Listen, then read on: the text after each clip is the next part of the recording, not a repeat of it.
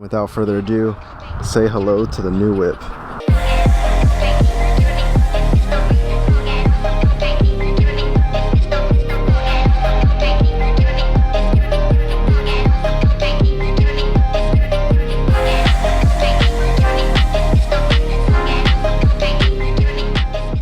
Alright, before you guys actually flame me for getting Volkswagen in the comment section, let me just tell you, this is actually not my car. This is a 24-hour test drive that I got, but I wanted to check out this car since I've always been pretty fascinated with the hot hatch segment, specifically the Golf class. Even though the GTI is front-wheel drive, it is known for the lightweight chassis as well as the handling features, both in the manual and automatic. This here is obviously not a GTI, it's the Golf R, and it is the 20th anniversary edition, which is why you're able to get a bunch of cool features not found in the regular Golf R or the GTI. So for those of you guys not familiar with this generation of Golf R, this does have 315 horsepower and I believe 289 pound-feet of torque. It is all-wheel drive, and I will say it does handle pretty well. So from factory, Volkswagen does give you some Continental Extreme Contact Sports, and not gonna lie, these handle pretty well. So I was on the freeway just coming home, and I put it into sport mode as well as a special Nürburgring mode.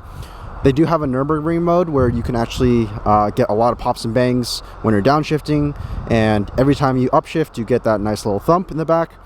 So I will say the tone of this exhaust is pretty nice for a 4-cylinder. It's one of the nicer 4-cylinder sounds that you can get on the market right now. In my opinion, the rear fascia of the vehicle is the best looking angle. I do love the rear diffuser they have here, as well as the massive quad exhaust. It does sound pretty good. Go ahead and give it a listen.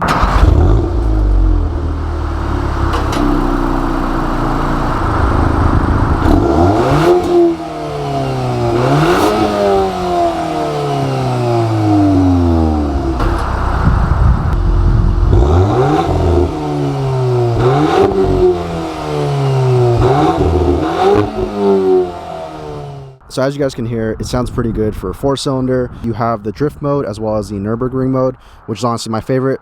It actually lets you rev it out all the way to redline, as well as does not auto upshift for you. So you got to make sure you're upshifting at the correct times, as well as the exhaust note sounds really, really good. You get all those burbles and pops. And the best part is it's not predictable. So all the pops and bangs happen at different times, which is what I really, really like about this setup. Coming to the passenger side, let's go ahead and open up this guy. If you guys aren't familiar with the Golf setup in terms of the interior, it's very minimalistic. Audi and the Volkswagen Group likes to keep their interiors relatively minimal. The door cards are pretty basic, not too much there, just a bunch of plastics. I do appreciate how the cup holder in the door are felt lined, so things don't rattle around there and stay pretty snug. It's a very clean aesthetic once you come into the cabin. Yes, there's a lot of harsh plastics everywhere, as well as black piano trim along the center console. I noticed it does get really fingerprinty very quickly, but that's something that Volkswagen and Audi has had for quite a while. Coming here to the side profile, you can see the passenger seats as well as the driver's seats. I love the bolstering that they have on the side. You can see all that blue stitching available only on the Golf R. For the passenger seat, it does have only a manual latch for the height adjustment of the seat, but the lumbar section is power adjusted. So coming to the rear, I will say I really appreciate how they put the blue stitching and blue colors in the back towards the rear passenger seats, as well as this faux carbon stitching. It looks really good with the seats, and I think it's really unique that Volkswagen offers this on their Golf R. So let's go ahead and hop in, see how the rear seats are. For reference, I'm only 5'7", so not the tallest guy in the world, but I do have plenty of legroom up here. I wouldn't mind spending time back here on road trips and commutes, so it's not too bad. When looking at the rear center console, you do have 2 vents, as well as 3-stage heated seats, and I believe 2 USB-C ports down there. So the Golf definitely takes care of other rear passengers by giving them power outlets and heated seats, so that's a nice feature to have. Alright, so now I want to hop inside, show you guys a little bit on the interior. Oh man. Fuck, volume, please. Alright, so as you guys can tell there, I just struggled just to lower the volume of the infotainment system, and that's probably my #1 gripe right now. Unfortunately, this car, as many of you guys have seen online, does not have a physical control for the volume. All it has is a haptic button to shut off the power button. So that's something I don't really like, just because of how difficult it is to really adjust the volume, especially when you're driving. You don't want to take your eyes off the road. And the measurement for the volume goes by increments that are not too precise. So I'm honestly guessing half the time when I'm trying to adjust the volume. And that's kind of like a safety issue while I'm driving. I'm sure you can get used to it with time, but I prefer not to have all these haptic buttons while I'm driving. I was pretty impressed with the overall layout of this infotainment system. It's pretty intuitive, pretty straightforward, and I like the customization you're able to have when it comes to the menus, as well as all the colors you can change. Next is the climate controls. So down here you do have these 4 buttons that again are touch sensitive. Once you press Clima, it will take you to the climate menu. Whoops, there we go. It's pretty intuitive. All your fan speed controls are up there, as well as your temperature and heated seats and cooled seats. Fun fact, you can actually put both at the same time, which is something I've never seen. So a cool feature in here when you go to climate is this air care feature that's offered on the Golf GTI products. I thought it's pretty cool because oops, just went away.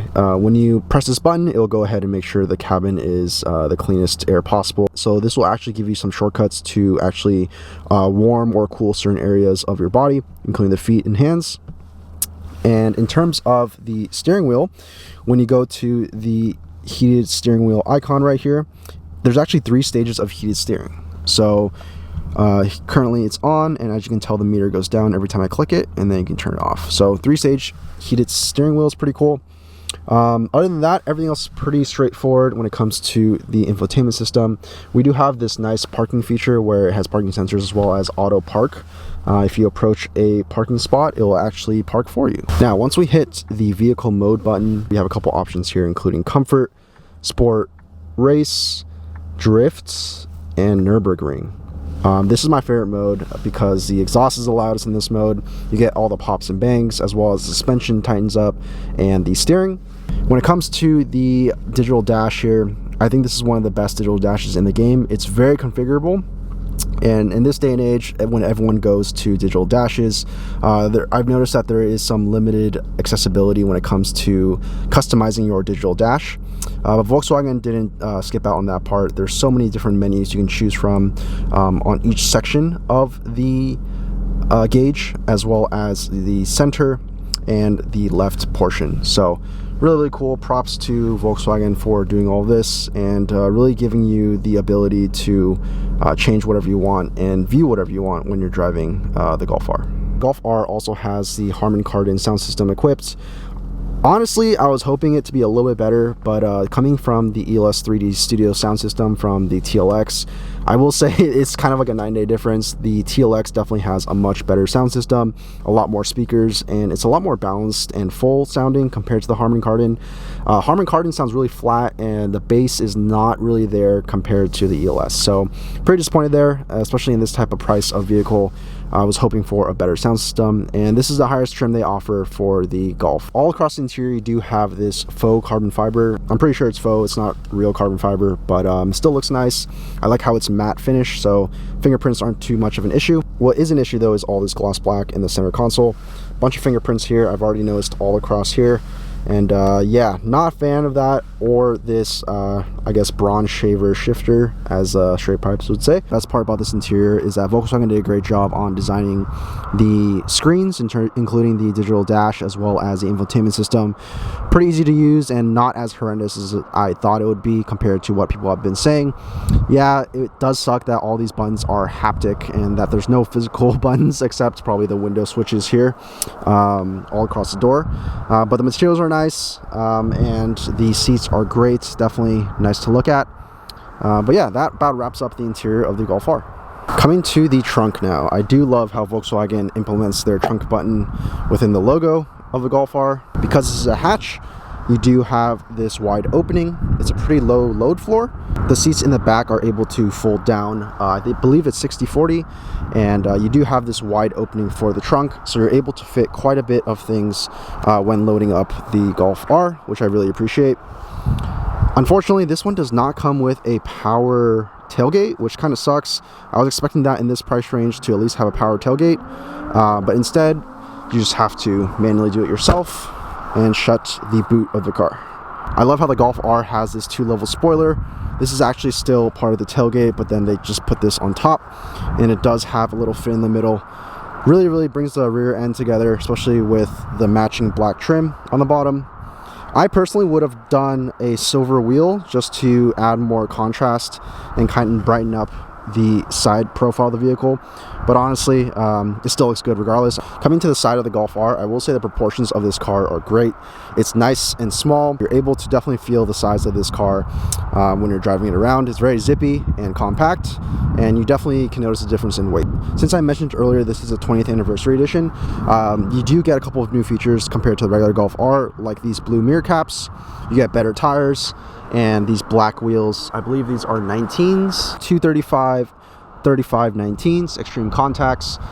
So pretty sticky compound. Something I've always appreciated with the Golf is that Volkswagen always made their own brakes when it came to the performance division. As you guys can tell there, these are the R specific brake calipers in blue and with the R logo there, as well as their own drilled rotors, which I've always appreciated. As you guys can tell here, more of that 20th anniversary badge right on the B pillar there.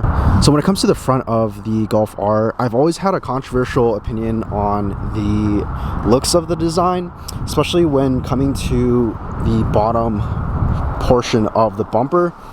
I don't know, I wish I did something to make it less gloss black, and for some reason this looks like a whale. Maybe because it's so round and the proportions are round.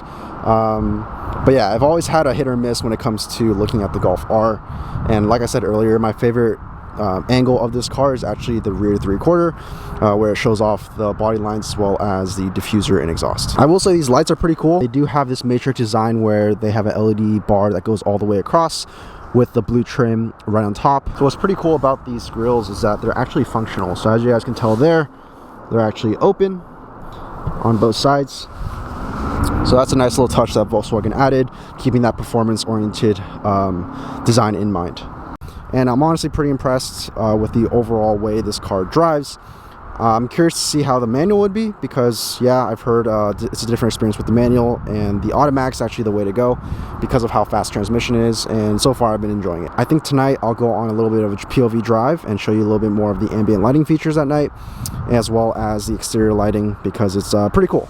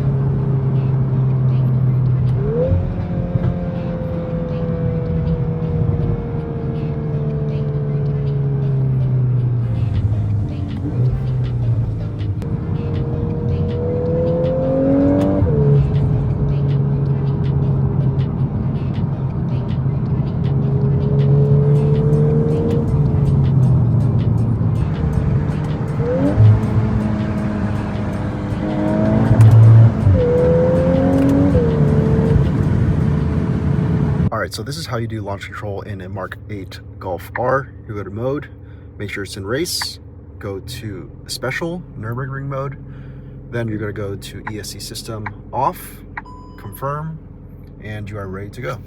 Go ahead and put the foot all the way down on the brake and gas it as well. Boost is launching and let go. Holy shit. Woo! That is fucking fast.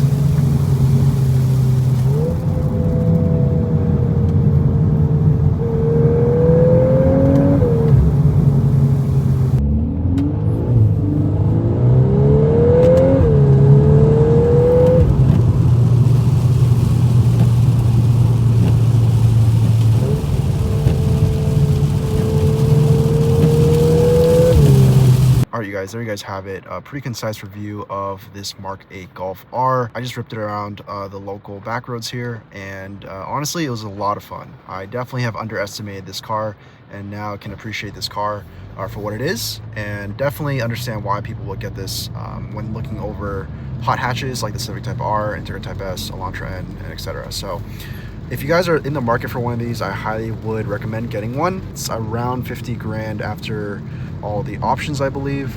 Starting MSRP is around 45, 46, depending on the DSG or manual transmission. I honestly will consider this for my next car. The prices have slightly come down, but they do retain their value pretty well. So that is something to consider when cross-shopping these for a used vehicle. And yeah, if you guys are looking for a hot hatch within the 4-cylinder segment that can do it all as a daily and a performance sedan, I think the Golf R Mark 8 is a great buy. Thanks so much for watching, and I'll catch you guys in the next one. Drive safe, guys. Peace.